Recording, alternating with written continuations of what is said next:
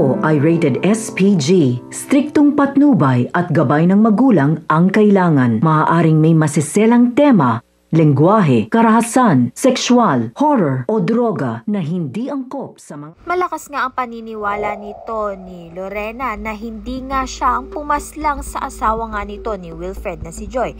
Dahil lang mabasa nga niya ang autopsy report nito ay taliwas nga ito sa ginawa nga niya noon. Dahil ang ginawa nga lang niya noon ay naitulak nga lang niya itong si Joy at nawalan nga ng malay. Hindi naman niya nga ito nakumpirma na patay nga ito.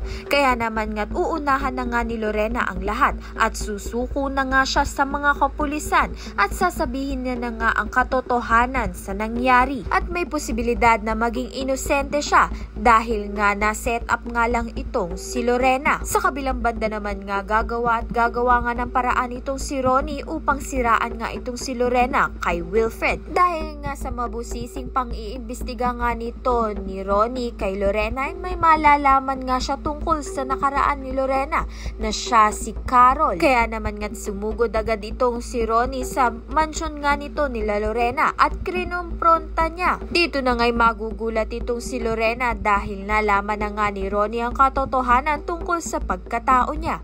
Kaya naman nga yan at iba pa ang dapat nating pakaabangan. Maraming salamat sa iyong panonood.